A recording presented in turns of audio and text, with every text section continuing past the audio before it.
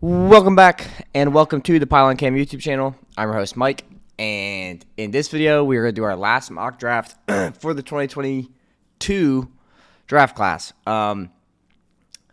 This one will be predictive, and what I want to say about that is, because I'm ready to get annihilated in the comments, which is fine. It's fine. But, yeah, so it's going to be predictive, and the thing that I hate about predictive mock drafts is it's very hard to, in my opinion, pinpoint the player rather than the position the team is looking at. Because I think that, it's easy to pinpoint your positional needs, team's positional needs rather, but it's harder to pinpoint what the personnel grouping inside the building is thinking. And this mock draft, I kind of want to give a little asterisk before it gets started, is this is not necessarily what I would do if I was the general manager in the draft room when the draft is happening, but what I think these teams, these front offices are going to do. Whether that's what we view as fans as the right thing, that's irrelevant for this video. So I just wanted to start it with that. With all that being said, thanks for tuning in. Thanks for checking out the channel. I hope you enjoy. So let's get into the mock draft. With the first pick, it's the Jaguars, and I've kind of been harping on this all along. The point that Jaguars going to Jaguar. And unless it's as obvious as taking Trevor Lawrence number 1 overall, they're going to screw it up. Or not screw it up, but they're going to put their own twist on it of what the Jaguars want to do. And by the way, I didn't mention this before, but we're not going to do trades because I think predicting trades is a little bit tough, but I'll talk about which picks I think could get traded. So anyway, keep that in the back of your mind. But with this pick, I think for the Jaguars, they always are going to do what they want to do and kind of say F you to the consensus. And consensus is Aiden Hutchinson. And I think there is a 70-60% chance they do take Aiden Hutchinson, but I also think there is a growing percentage that they take somebody that's not Aiden Hutchinson. And they're picking number 1 overall, and if they're picking number 1 overall, you don't got to play your cards too close to your chest because you get the first pick anyway. This is going to be, people are not going to be happy with this pick, but again, it's not what I would do. It's what I think the team is going to do. And if you don't like that, then, don't take it out on me because that's not what I would do. But I'm going to go with Travon Walker. There has been a ton of buzz that they are, in love with Travon Walker. And I've been saying that I think they might take Kayvon Thibodeau number 1 overall. But now you're hearing reports that Travon Walker looked a lot like Myles Garrett during his pro day. A lot of hype from the Jaguars is being centered around Travon Walker. And again, I don't think, I do believe that the draft is a lot of pre-draft stuff is 90% smoke and mirrors. But when you're picking number 1, in a non-QB friendly class, you don't need to, there's not a need for giving out, or there's no loss in saying who you're going to pick, in my opinion, is what I'm trying to say. So if they really like Travon Walker, then they're going to take Travon Walker, and nobody can stop them. There's not anything that can happen in this draft to stop them taking their guy at number 1, whether that is Aiden Hutchinson, which probably should be, or Travon Walker. And I love Travon Walker. A lot of people don't like Travon Walker, but I don't know if he's the number 1 overall pick, in my opinion. But if the Jaguars think he is, then the Jaguars are going to take him. And at pick 2 at the Detroit Lions, if Hutchinson falls to 2, they're not gonna take anybody else. I don't think it's even close. I like picking Hamilton here, but every time we've done this, Hutchinson's not been there. And if Hutchinson's going to be there, they're going to keep Hutchinson in state. They're going to keep him in Michigan. That's the guy they really want. I know that Hutchinson has said that he doesn't really want to play for the Lions. He doesn't want to stay in Detroit, but unless he pulls an Eli Manning and is I don't want to play for you guys. Please trade me. Draft night, then he's going to be a Lion. Especially if the Jaguars take anybody that's not Aiden Hutchinson at number 1, the Lions are going to take Aiden Hutchinson. Pick 3 is the Texans, and I think this is 2 players that they're looking to build pieces for the future. And I think that at pick 3, they're going to look to take a franchise tackle of the future. And I think with Laramie Tunsil there, someone to kind of be a guiding hand to Ikem Ekwonu rather than Evan Neal, because I do believe Ikem Ekwonu has the highest ceiling of any tackle prospect in the class. Floor aside, just talking about the ceilings, I think Ikem Ekwonu has above and beyond the highest ceiling as a tackle in the NFL. So we're going to take Ike Ekwonu to the Texans at pick 3.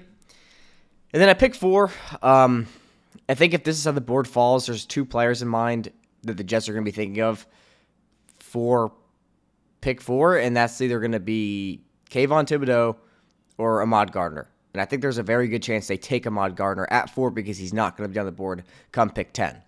But I don't think they're, like with Robert Saleh and Joe Douglas there, I don't think there's any universe where they pass on picking a trenches guy, whether that is Evan Neal or Kayvon Thibodeau. I don't think they're going to pass on any of them. And if Thibodeau's here at 4, I do think the Jets are going to go ahead and take Thibodeau at pick 4 come Thursday, because Thursday is draft night. Also, I'm going to try to live stream the draft. I don't know if I'll be able to yet, so make sure you check it out on Twitter because I will tweet it out on my Twitter, on the Pylon Twitter, if we'll live stream on Thursday, because it's up in the air right now. I've been planning on it, but with work, I really don't know if I'm going to be around. But if I am around, we're definitely going to live stream it. Pick 5 is the Giants, and this is a pick that I think a lot of Giants fans might actually be upset with. I don't hate it, personally, because I'm higher on this prospect than others. I think a lot of people view the gap between the top 3 tackle prospects as far, it's very far in between, and a lot of people think Evan Neal is above and beyond the best player in the tackle of the top 3 tackles, which I don't necessarily think is true.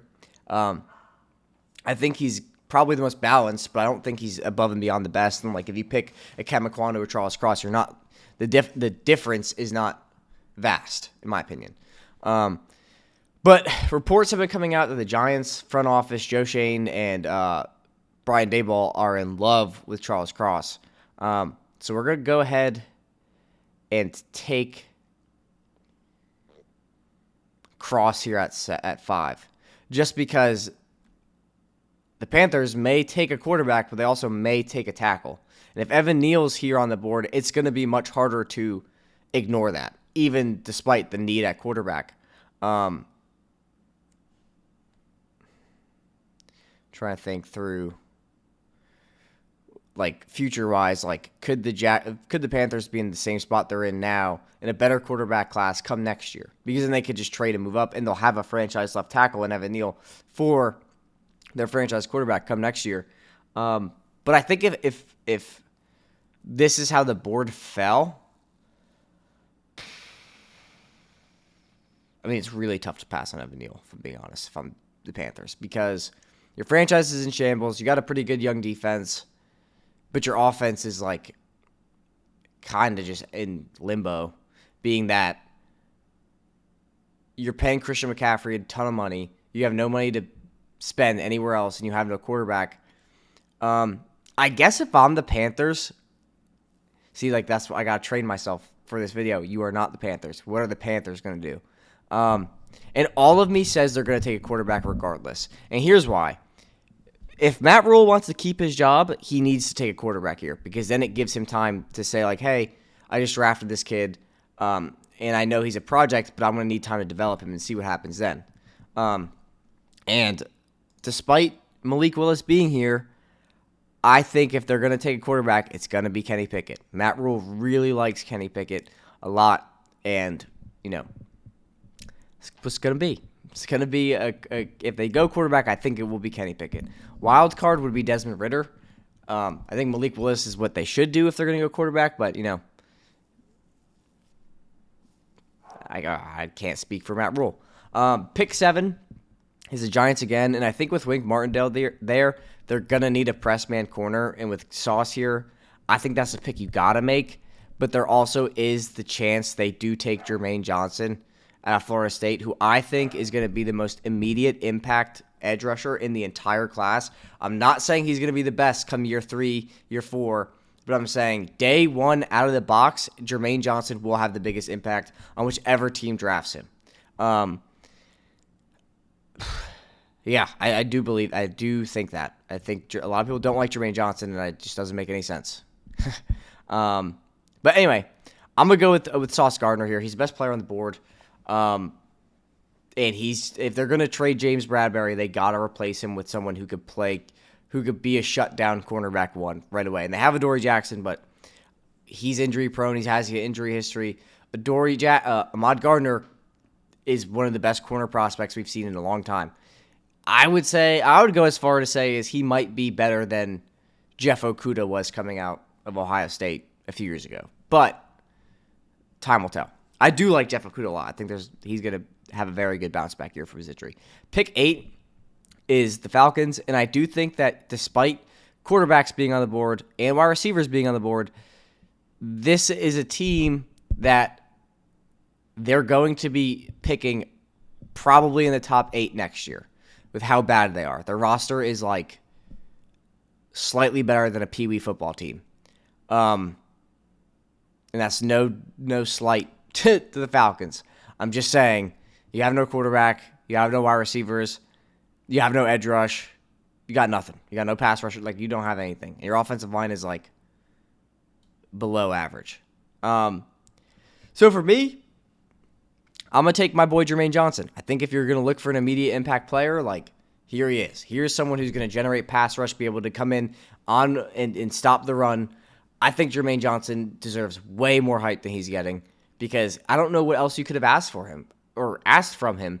Yeah, he's a little bit older, but he's balled out in all of his testing, pro days and combine.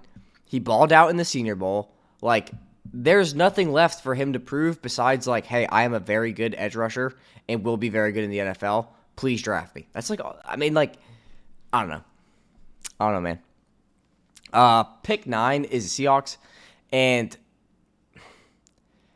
predicting what they should, if this is the scenario that happens, predicting what they should do or what they will do is go with Evan Neal.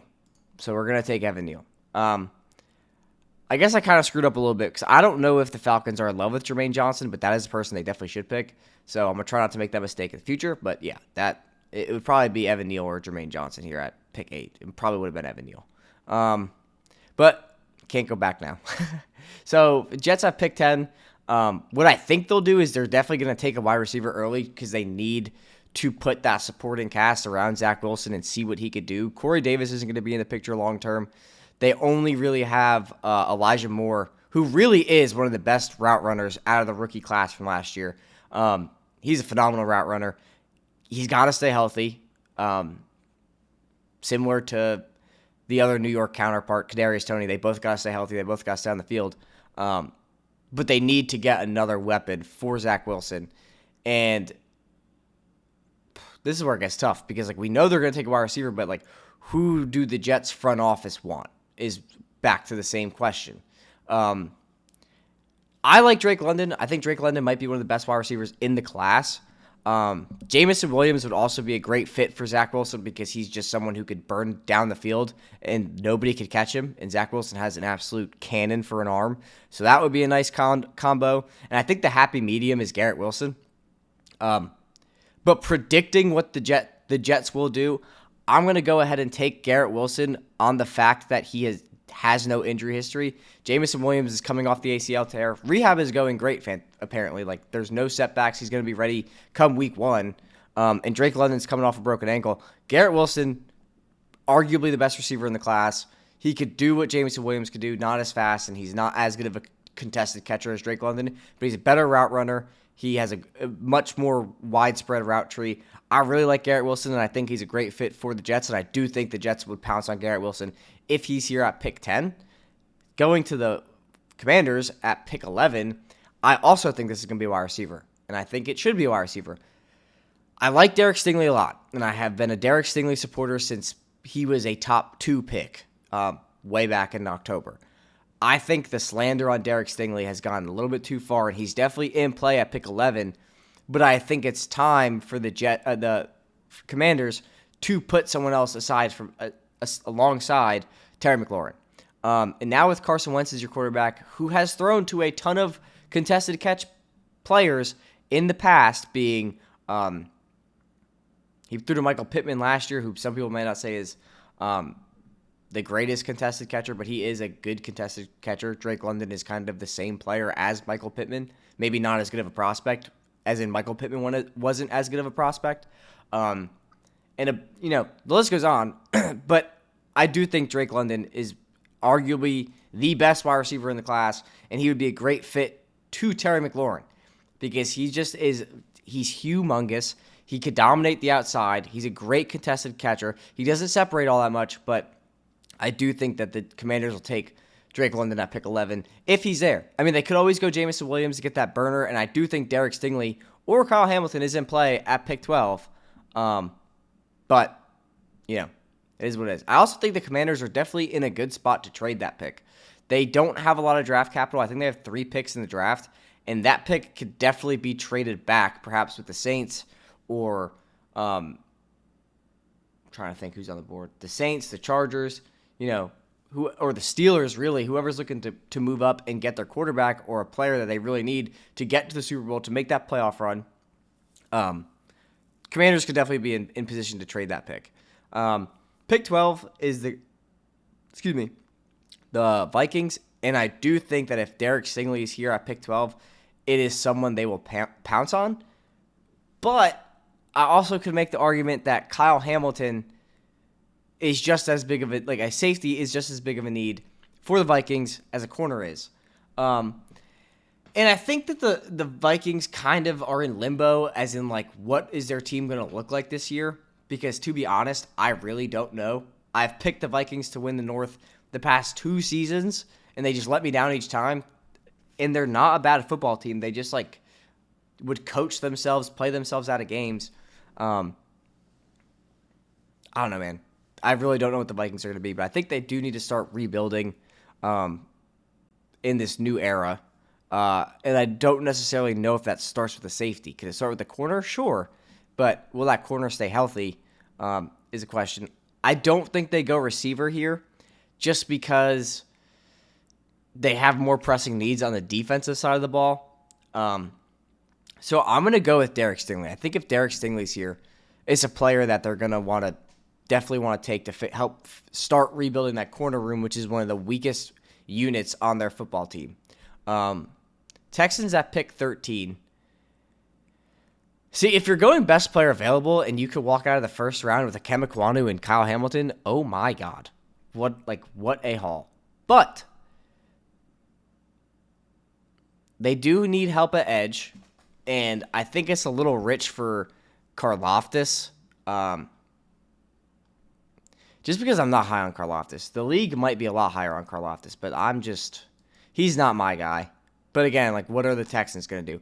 I do think if the board shakes out this way, I do think they would take Kyle Hamilton because there still is the chance that Kyle Hamilton is the best player in the entire NFL draft, in the 2022 NFL draft. And now they got arguably the best tackle prospect and the best safety prospect. The Texans, and I do think they have something with Davis Mills. I've been saying this all season long. I think Davis Mills is legit. He's not going to be like a Justin Herbert or a Kyler Murray or Patrick Mahomes or any of those guys. But he could be a much more, he could be at his ceiling a Matt Ryan or Matthew Stafford. I think that is a reasonable ceiling. Will he reach it? I don't know. But they're not bad player comparisons for the skill set Davis Mills has. They need to get him another weapon. I want to see another year of Nico Collins before I write him off because I do think there is promise with Nico Collins.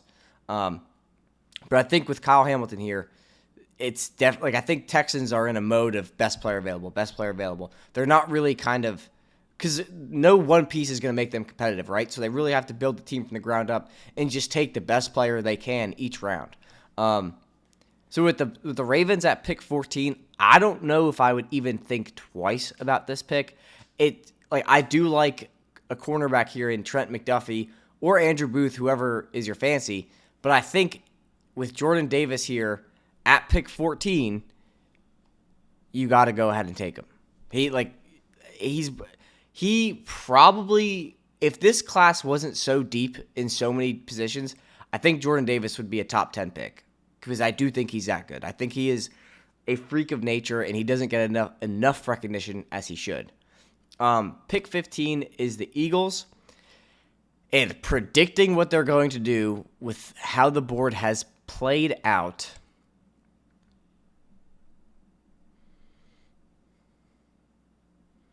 For this pick, it's between Jamison Williams or Chris Olave. I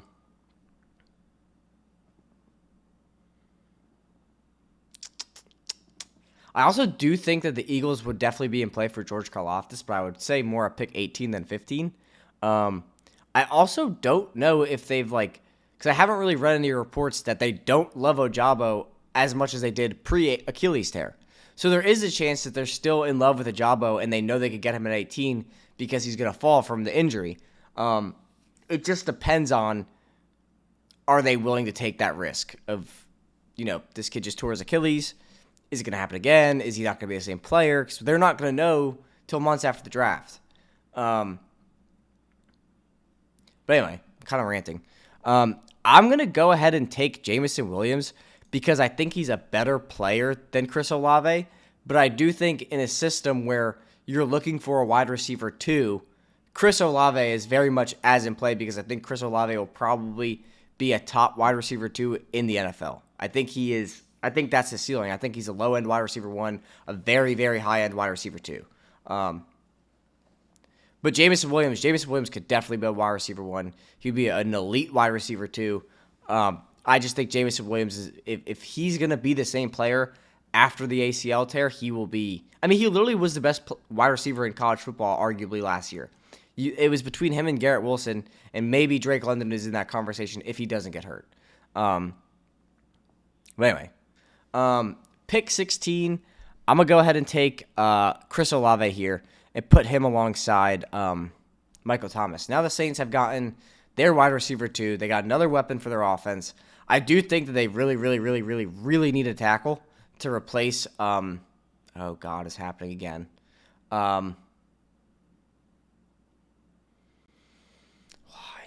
This has happened 3 videos in a row where I forget this dude's name. He just went to the Dolphins.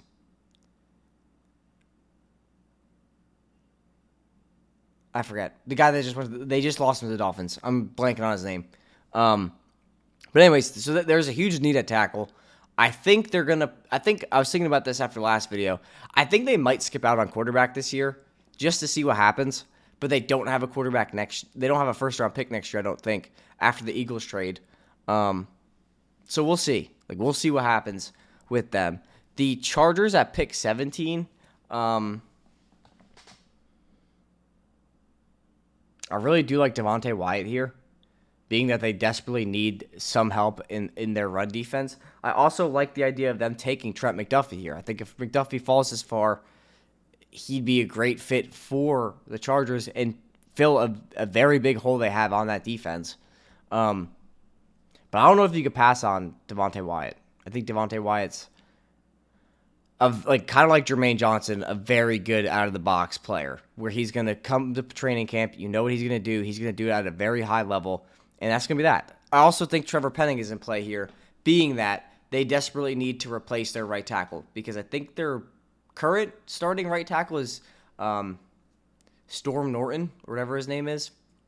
It's crazy I can remember that guy's name, but Teron Armstead. Oh, my God, it just hit me. Teron Armstead.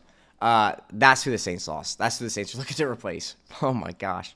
But I'm going to go ahead and take Devontae Wyatt here. I think if he's here at pick 19, it's not, well, Justin, my rationale and logic behind it is Justin Herbert has been one of the best quarterbacks in the NFL where he started with one of the worst offensive lines in football. They've kind of been fixing it over the years. I think they could get a right tackle in the second round. You're not going to get a Devontae Wyatt or a Trent McDuffie in the second round. And I think for competitive teams, though, cornerback value is just so high because you want to be able to keep good corners on the field at all times. You could make the argument if Eli Apple is not in the Super Bowl, do the Bengals win?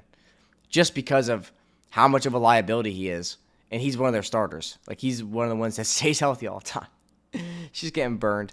That's a tough pick. I do think, though, with how the Chargers have been building their team, being that they took Rashawn Slater, they were very aggressive rebuilding the offensive line in 2021.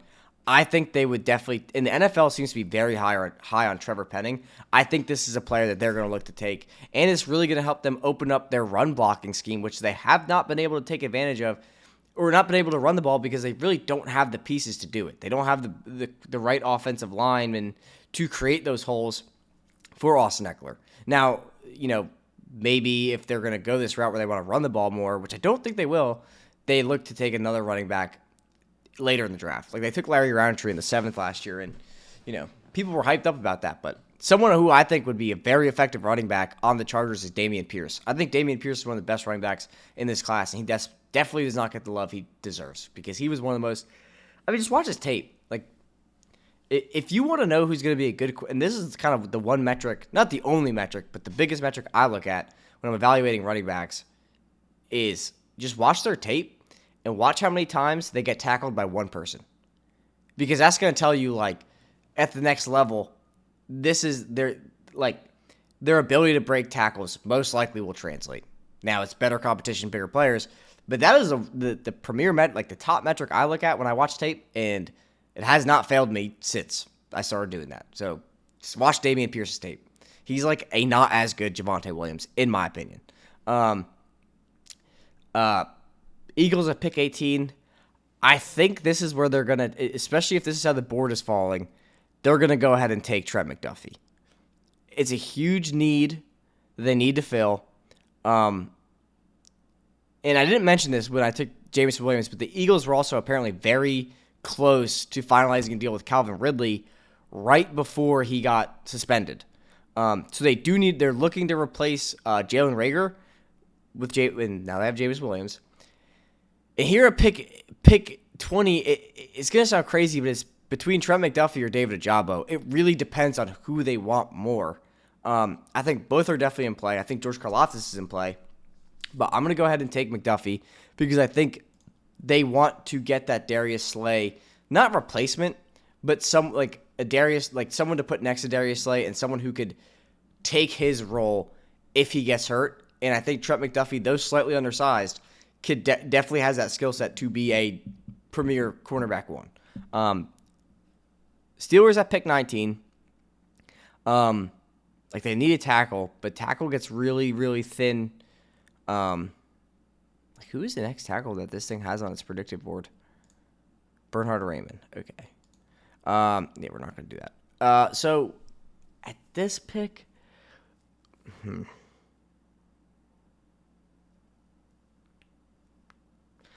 I think the Saints need to accept the fact that they're going to need to rebuild their franchise, and I think they're smart enough to know that. I really like Desmond Ridder here because I think Desmond Ridder is going to be way better than people think. But with Malik Willis also being here, maybe they jump on Malik Willis. I just think Desmond Ridder fits that offense way better. He's a better passer than Malik Willis is right now. He's a very good athlete, not nearly as good an athlete as Malik Willis, but there are easy throws for Desmond Ridder to make, especially with as good of a check down as Alvin Kamara. I don't know if you could get a better check down in the NFL than Alvin Kamara. I think anyway. I think with Trevor Penning going off the board, it does open up the opportunity for the Saints to make a quarterback pick. And with Willis being here, I do think they're going to go ahead and take Malik Willis out of Liberty, which is going to be very upset for Steelers fans who are sitting here at pick 20. But I would tell you to rest assured, the Steelers are going to make a trade come draft night and take a quarterback. They probably take Malik Willis, as in they're going to trade for Malik Willis. But I think they could definitely move up with Washington at pick 11 for Malik Willis. I think that's a very likely scenario. But since we're not doing trades, at pick 20, I think with Zion Johnson here being the best player for their positions and needs, it's a great, great, great fit. But they do not have anyone to play quarterback right now. We talked about, I don't remember if I posted that video. I know I recorded it, but I don't think I posted it. But since I don't remember, I'm just going to say it again. Rest in peace, Dwayne Haskins. What happened to him is just a tragedy. To 24 years old. It's literally how old I am. I mean, my thoughts and prayers and love goes out to all his family and friends. It's just like life is short, and like you never know when it's gonna, be gone. Just make sure that make sure your family knows that you love them. Make sure your family knows that you're thinking about them, because you just never know if you're gonna be gone one day or one of them is gonna be gone one day. So make sure your loved ones know that you love them and you're thinking about them, and just know that life is a very delicate thing. But with that note aside, they do need a quarterback. I really like Desmond Ridder, and I know a lot of people probably don't, but predicting that they're so heavily invested in the quarterback room, and they really are in on Malik Willis. I think if they can't get Malik Willis, they would be very, I don't want to say settling, but they would be fine taking Desmond Ridder at pick 20. Patriots at pick 21. I think, who did they just trade? They just traded one of their guards. And with that being the case, I think they're getting a huge upgrade here at pick 21 with Zion Johnson. He's probably the best interior offensive lineman on the board in the draft. It's between him and Kenyon Green, and I'm not factoring in center play. So Tyler Linderbaum, though he is an interior offensive lineman, I don't look at him the same when I'm looking at Zion Johnson, because they're going to play two different positions next year in the NFL. So anyway, with all that being done, at pick 22, I think it is no secret that the Packers desperately need to take a wide receiver, and I really don't know if they will, because they're the Packers, and they just have never taken a wide receiver in the first round. And even with 2 first-round picks, I still don't know if they will. I truly do not know if they will take Treylon Burks here, even though it is absolutely 100% the right pick to make. So,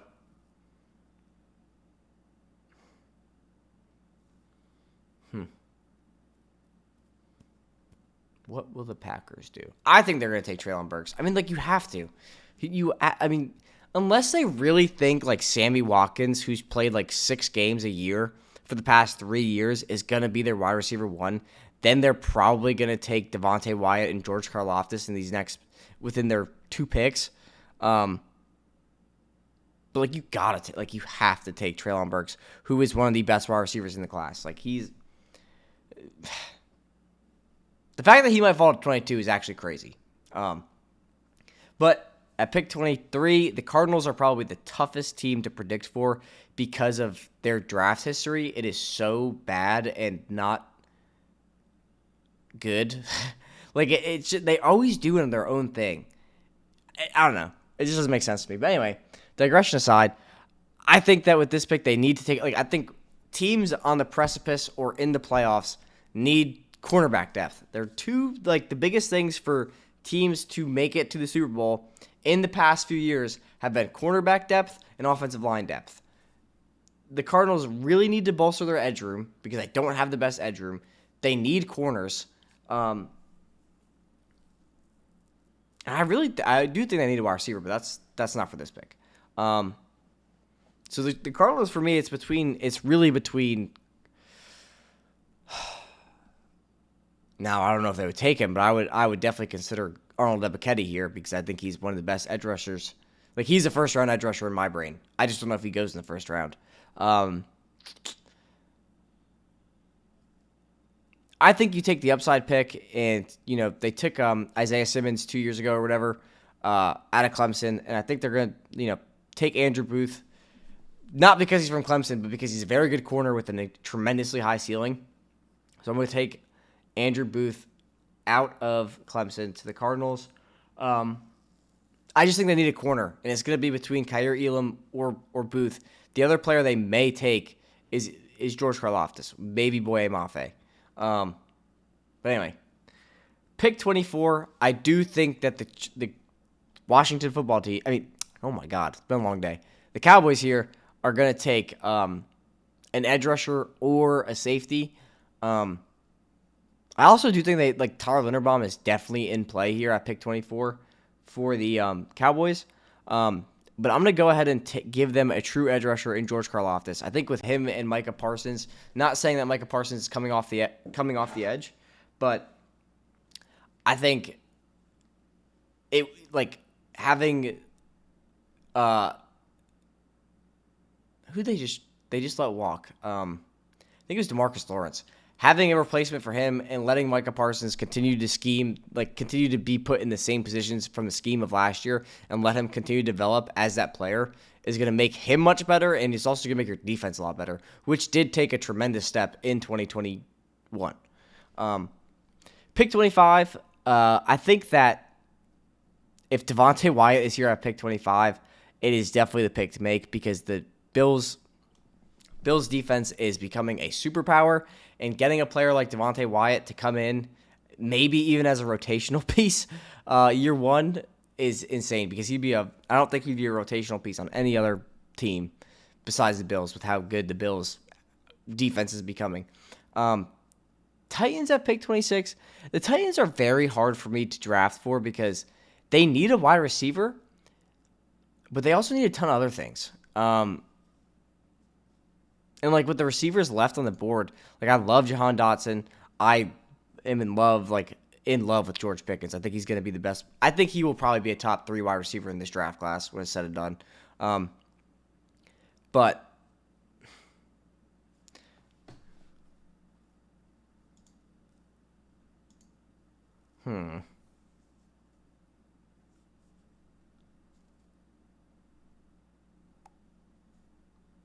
tough pick. We're going to go ahead and take Kenyon Green. Maybe we won't take Kenyon Green. Because I don't know if he could play tackle anymore. Not that I don't think he'll be good. Like, he can't play tackle, but I don't know if he'll be as good of a tackle as previously thought before the combine. Just because it doesn't seem like he doesn't have necessarily the speed to play tackle based off his not measurements, but his testing results. They really need a linebacker. And Devin Lloyd is still here on the board. Let's go ahead and get them a true Mike linebacker in Devin Lloyd. I do think that's a pick they're going to make. I do think they're also in play to possibly trade up for Devin Lloyd. I just don't know how aggressive teams are going to... Like, Nakobe Dean is almost looked at entirely as not a first-rounder anymore. And I don't know if the league looks at that the same way, but if he's falling out of the first round, then who knows if Devin Lloyd is going to fall out of the first round. A lot of people think that Devin Lloyd... Like, a lot of the mock drafts from NFL Network and from those guys have Devin Lloyd, Nakobe Dean as like a top 10 pick. Now, anything on YouTube or Twitter or anything you read, they're not even close to top 10. So that's why I think predictive mocks are a little bit weird because you really don't know what front offices are thinking. And at the end of the day, front offices are going to do what they want to do, whether they all agree upon it or not.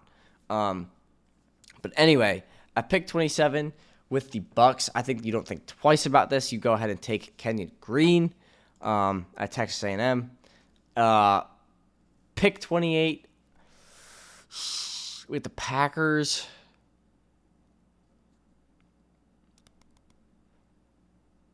I'm going to do it. I don't know if they will do it, but I'm going to do it. I'm going to go ahead and take David Ojabo. Being that he might be ready to play come August. And he has a crazy, crazy high upside. Actually, I don't know, man. I think the Packers are going to try to win it all one last time. And I don't know how they're going to do without Devontae Adams, but...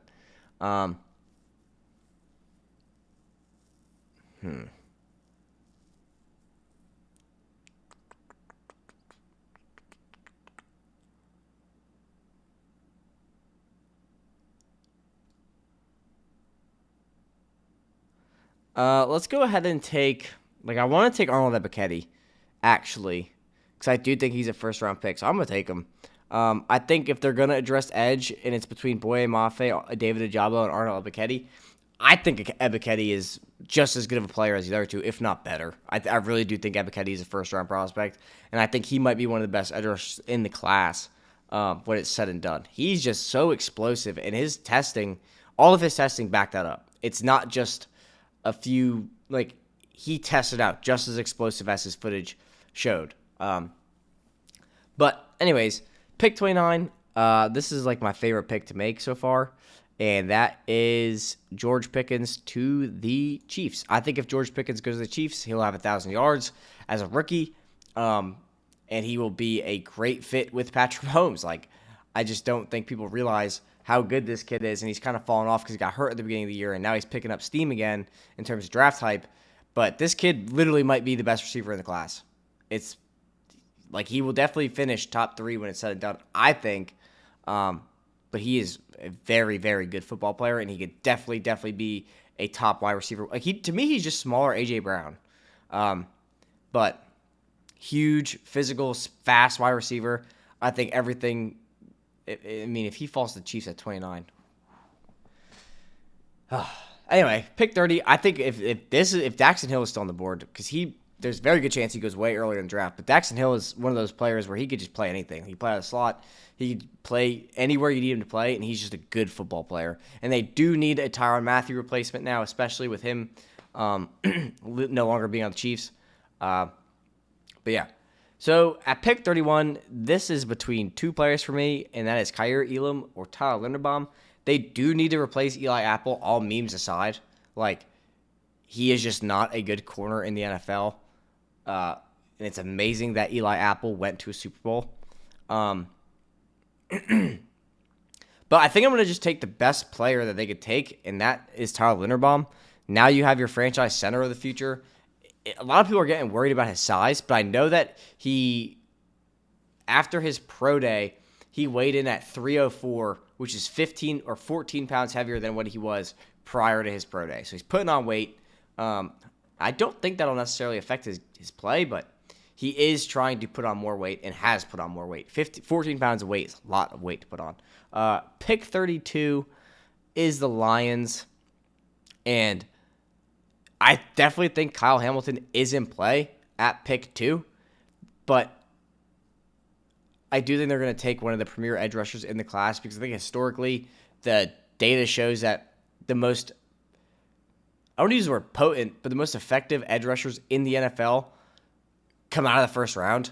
And if they're going to take that first round edge rusher in the top 2, hopefully they get it right. And hopefully they get Aiden Hutchinson, because that would be a perfect match for a franchise that's looking to find its identity and rebuild. But at pick 32, I think they're going to try to take a safety, as it is listed as their second biggest need, but this thing isn't always totally right. But it is their second biggest need, probably besides wide receiver. And I did hear from someone who is like a Lions content creator that they are in love with their linebackers, and they're not going to take a linebacker early on. And I just recently heard that because I've liked putting Nakobe Dean in this spot, but if they're in love with their linebackers and they're not going to take a linebacker early in the draft, I think that this is a great pick for Lewis Cine out of Georgia. But anyway, guys, I hope to see you draft night. I hope I can be available to be seen draft night and talk and hang out with you guys. But if you like what you heard, please leave a like, drop a comment, do all that cool stuff, subscribe, whatever. And if you didn't like what I did, or you didn't like these predictions, let me know in the comments, and let's talk about it. You won't hurt my feelings, I promise. I just want to hear because I don't know everything about all these teams, so I'm not going to act like I do. And if you are a Lions fan, you're going to know more about the Lions than I do. So let me know what you think and why you think that these predictions are dumb, or if you like them. But anyway, guys, that's going to do it for me. That's going to do it for the video.